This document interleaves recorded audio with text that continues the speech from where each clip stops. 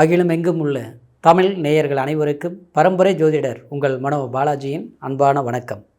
மிதுன ராசி அன்பர்களுக்கு குரு பகவானின் பெயர்ச்சி. இந்த பெயர்ச்சி 2026 ஜூன் மாதம் 1ஆம் தேதி இந்த பெயர்ச்சி ஏற்பட போகுதுங்க. இந்த பெயர்ச்சினால் உங்களுடைய ராசிக்கு ஒரு தொழில், குடும்பம், பொருளாதாரம் எதிர்பார்க்கக்கூடிய சில நல்ல விஷயங்கள் நமக்கு எந்த அளவுக்கு சக்ஸஸ் பண்ணக்கூடிய ஒரு காலமாகவும் ஒரு அற்புதமான நேரமாக இந்த குரு பெயர்ச்சி நமக்கு அமையப்போகுது மிதுன ராசி அன்பர்களுக்கு அப்படிங்கிறத பற்றி தான் இந்த பதிவில் இப்போ நம்ம தெளிவாக பார்க்க போகிறோமுங்க. ஃபஸ்ட் டைம் பார்க்குறவங்களா இருந்தீங்கன்னா சப்ஸ்கிரைப் பண்ணி பெல் பட்டன் அழுத்தி ஆல் ஆப்ஷன் கொடுங்க. மிதுனம் காற்று தத்துவ ராசி. எப்போவுமே மற்றவங்களை சந்தோஷப்படுத்துறதுல ரொம்ப உங்களுக்கு பிடிச்ச ஒரு விஷயமாக இருக்கும். அதே சமயத்தில் எவ்வளோதான் ஒரு கஷ்டங்கள் நம்ம மனசில் இருந்தாலும் அதை வெளிப்படுத்த மாட்டேங்க. எதுவானாலும் பார்த்துக்கலாம், எதுவானாலும் என்ன ஆயிரும், இன்றைக்கி இப்படி இருக்குதுன்னா நாளைக்கு சரிப்படுத்திக்க முடியும், கடவுள் இருக்கிறார், நம்மளுடைய உண்மை கண்டிப்பாக நமக்கு ஜெயிக்கும் அப்படிங்கிற ஒரு தன்னம்பிக்கையோடு வாழக்கூடியவங்க தான் இந்த மிதுன ராசிக்காரர். அதே சமயம் உங்களால் மற்றவங்களுக்கு நன்மைகள் உண்டாகும், ஆனால் அடுத்தவங்களால் நமக்கு எந்த ஒரு பிரயோஜனம் ஏற்பட்டதும் இல்லை அப்படி நினச்சி பார்க்குறதும் கிடையாது மிதுன ராசிக்காரர். அப்படித்தான். ஆனால் இருந்தாலும் சிறிய ஒரு கஷ்டங்கள் வந்தாலும் அதைய பெரிய அளவில் யோசித்து அது எப்படியாவது நம்ம தீர்த்துக்கணும் அப்படிங்கிறது சுய திறமையிலேயே சாதித்து வாழக்கூடியவங்க இந்த மிதுன ராசிக்காரர். ஆனால் சமீப காலகட்டத்தில் குரு ஜென்மத்தில் இருந்தது இந்த உங்களுடைய குரு பகவான். இது குரு உங்களுடைய ராசிக்கு 7ஆம் அதிபதியாக கலஸ்தர ஸ்தானாதிபதியாகவும், அது மட்டும் கிடையாது 10ஆம் அதிபதி தொழில் ஸ்தானாதிபதியும் வரக்கூடிய குரு பகவான் ஜென்மத்தில் இருந்தது. பழமொழி சொல்லுவாங்க, ஜென்மத்தில் குரு அமையும் போது ராமர் வனவாசம் போகன நிலை அப்படிம்பாங்க. காரணம் என்னென்னா, ஒரு மனசு ஒரு நல்ல நிலையில் இருந்திருக்காது உங்களுக்கு இந்த ஒரு வருஷ காலம். நீங்கள் எது நினைச்சாலும் செய்து முடிக்கணும்னு நினைப்பீங்க, ஆனால் அந்த வேலையும் செய்வீங்க, சிறப்பாக செய்து முடிக்க முடியாது.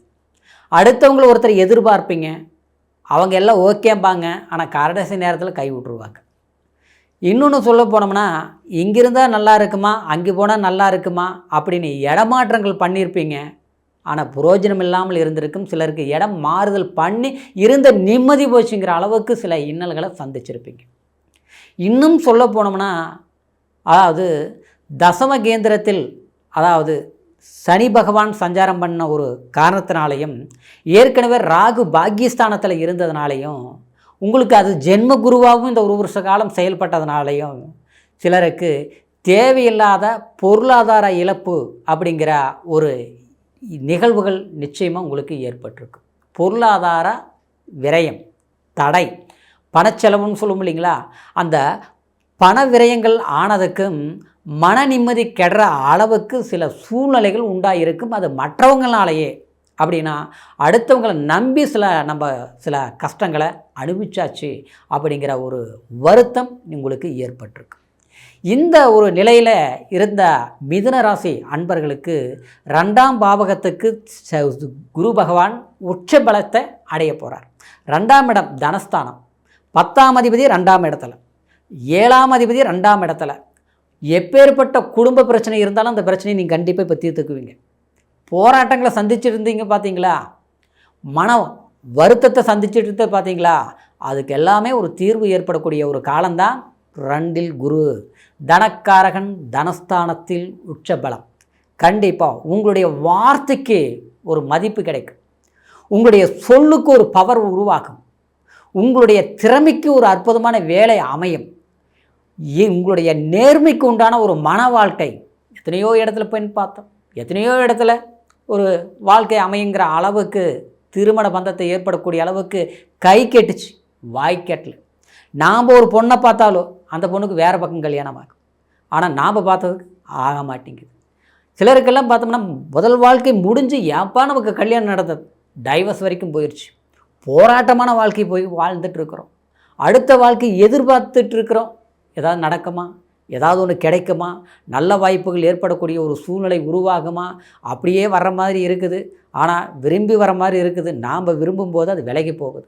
என்ன காலம் நேரம்னு தெரியலையே, இப்படியே ஆகிட்டு இருக்குதுங்கிற வருத்தப்பட்டீங்க பார்த்தீங்களா, அது எல்லாமே மாற்றம் அடைஞ்சு நீங்கள் நினச்ச மாதிரி ஒரு குடும்ப வாழ்க்கையில் ஒரு அங்கீகாரத்தை கண்டிப்பாக கிடைக்க போகுது.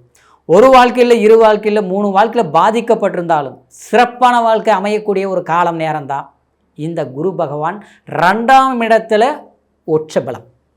இந்த குரு பகவானுக்கு 3 பார்வை ஆச்சுங்களா. ஏன்னா ஜென்ம குருவில் நீங்கள் எவ்வளோ நீங்கள் கஷ்டப்பட்டு அலைச்சல் பட்டீங்களோ, சிலர்லாம் வெளிநாடு வரைக்கும் போய் என்னால் நிம்மதியாக இருக்க முடியல, திரும்பி வந்துட்டேன். அற்புதமான வேலை நினச்சி போனால் அந்த இடத்துல பிரச்சனை வந்துருச்சு. அரசாங்க வேலை வாய்ப்புகள் அற்புதமாக அமையக்கூடிய ஒரு கால நேரம் இருக்குன்னு எதிர்பார்த்தோம், ஒரே பாயிண்டில் ஜஸ்ட்டில் மிஸ் ஆகி போச்சு, வேலையில் இப்படி கை கெட்டுச்சு, வாய் கெட்டல. எங்கே போனாலும் நிரந்தரமாக ஒரு இடத்துல வேலையில் உட்கார முடிய மாட்டேங்குது. இன்றைக்கி எப்படியோ இருக்கிறவங்க எல்லாமே நிம்மதியாக சந்தோஷமாக செல்வாக்காக இருக்கிறாங்க. நம்ம நேர்மையாக இருக்கிறோம், ஆனால் நமக்கு எதுவுமே அமைய மாட்டேங்குது. இன்றைக்கி தனி மரமாக தத்தளிச்சிட்டு இருக்கிறோம். தன்னுடைய மனசில் இருக்கக்கூடிய ஒரு கஷ்டங்களை, வேதனைகளை மற்றவங்களுக்கு சொல்கிற அளவுக்கு அந்த அளவுக்கு யாருமே இல்லை ஆச்சுங்களா. மிதுன ராசிக்காரர் தைரியசாலியாகவும் அறிவாளித்தனமாகவும் இருந்தாலும், ஆனால் தன் அறிவும் தன் திறமையும் மற்றவங்களுக்கு தான் பயன்படுதே தவிர தனக்கு பயன்படலை. வேலையை, அதாவது மற்றவங்களுக்கு ஈஸியாக செய்யக்கூடிய வேலை நமக்கு கஷ்டமாக போய் செய்கிற அளவுக்கு சில சிரமங்கள் இருக்கும். தூர தேசமாக போய் வேலை செய்கிறது, அலைச்சலாக இருக்குது, போக்குவரத்துலேயே நேரம் அதிகமாக செலவு பண்ணுறது, இப்படி எல்லாமே இருக்கும். ஆனால் நமக்கு கிடைக்கக்கூடிய சம்பளம் குறைந்த சம்பளத்தில் வேறு வேலை செய்கிறது. நமக்கு எக்ஸ்பீரியன்ஸ் இருக்கும், அதுக்குண்டான வேலைகள் அமைகிறதில்லை. நல்ல நம்மக்கிட்ட திறமை இருக்கும், நல்ல ஒரு ஒழுக்கம் இருக்கும், ஆனால் நமக்கு தகுந்த ஒரு வாழ்க்கை அமைகிறதில்லை. இப்படி சில சிரமங்களை சந்திச்சிருந்த உங்களுக்கு தனஸ்தானத்தில், குடும்பஸ்தானத்தில் குரு பகவான், அதாவது உச்சபலம் பெற்று அந்த குரு பகவான் 5ஆம் பார்வையாக ஆறாம் இடத்தை பார்க்கறதுனால சிலருக்கு ஆரோக்கிய தொந்தரவுகள், மனக்குழப்பங்கள், எதிரிகள்னால் பாதிக்கப்பட்டிருப்பீங்க. சரிங்களா. நாக்கில் உறவு நெஞ்சில் பகைங்கிற மாதிரி, அதாவது நமக்கு யார் உதவி செய்யணுமோ, யார் நம்மளை வாழ வைக்கணுமோ அவங்களே எதிரியாக நிற்பாங்க. புரியுங்க. அவங்களே தூண்டுதல் பண்ணி நம்ம குழப்பங்களை உருவாக்கி வைப்பாங்க. ஆனால் அந்த மாதிரி பிரச்சனைகளுக்கு தீர்வு ஏற்படக்கூடிய ஒரு காலம் 7ஆம் பார்வையாக, அதாவது 8ஆம் இடத்தை பார்க்க. சரிங்களா. 8ஆம் இடங்கிறது அதாவது ஆயுள் ஸ்தானம். மரண பயமாக இருந்தாலும் கண்டிப்பாக விலகிடும். சரிங்களா. திடீர் அதிர்ஷ்டம், திடீர் யோகத்தை கண்டிப்பாக கொடுக்கும்.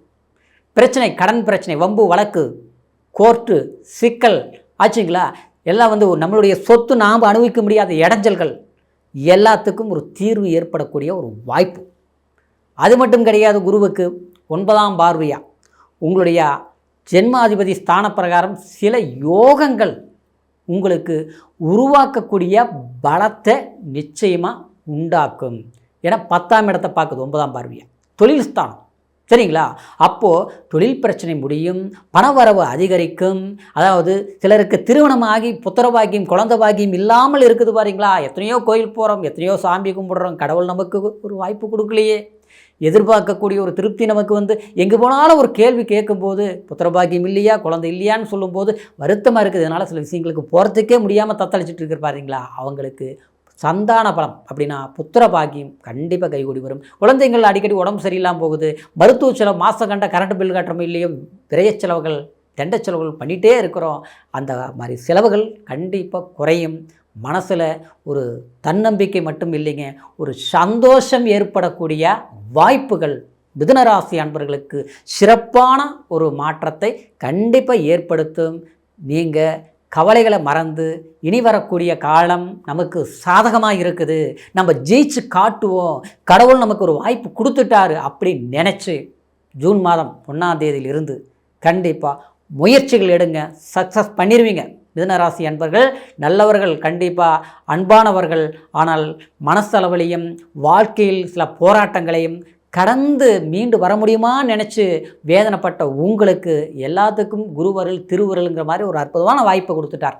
தைரியமாக இருங்க. சரிங்களா. இப்போ சொன்ன பலன் கோச்சார் அடிப்படையில் மிதுனராசி அன்பர்களுக்கு இந்த பலன் சொல்லியிருக்கிறேன். இருந்தாலும் பிறப்பு ஜனன ஜாதகத்தை ஒரு முறை பார்த்துக்குங்க. ஏன்னா ஜனன ஜாதகத்தில் சில யோகங்கள் இருக்கும், சில திடீர் அதிர்ஷ்டங்கள் உருவாகக்கூடிய தசாபுத்திகள் நடக்கும். சிலருக்கு பார்த்தோம்னா சில பாவ கிரக தசாபுத்திகள் நடந்துகிட்ருக்கோம். அது என்ன எந்த மாதிரி இருக்குது அப்படிங்கிறது நம்மளுடைய ஜாதகத்தை ஒரு முறை நீங்கள் பார்த்து பலன்களை தெரிஞ்சுக்கணும். சரிங்களா. இது வரைக்கும் பார்க்காமல் இருந்து நம்மக்கிட்ட பார்க்கணும், உங்களுடைய ஜாதகத்தை கேட்டு தெரிஞ்சுக்கணும்னு நினச்சிங்கன்னா கீழே இருக்கிற நம்பருக்கு ஃபோன் பண்ணி உங்களுடைய date of birth, time, place online மூலியமாக கூட உங்களோட பலன்களை பார்த்துக்கலாம். சரிங்களா. அதாவது இப்போ எப்படி இருக்குது, அதாவது இந்த தசாபுத்திகள் தகுந்த மாதிரி என்ன மாதிரி நம்ம நடந்தால் முயற்சி எடுத்தால் சக்ஸஸ் பண்ண முடியும். ஏன்னா குரு ஒரு தெம்பு கொடுத்துட்டார். அப்போது தசாபுத்தி நமக்கு எந்த அளவுக்கு சாதகமாக இருக்குது அப்படின்னு பார்த்துட்டு முயற்சி எடுங்க. நிச்சயமாக அற்புதமான முன்னேற்றம் இருக்கும் அப்படிங்கிற ஒரு வாழ்த்துக்களோட அடுத்த பதிவு சந்திக்கும் வரைக்கும் நன்றி, வணக்கம்.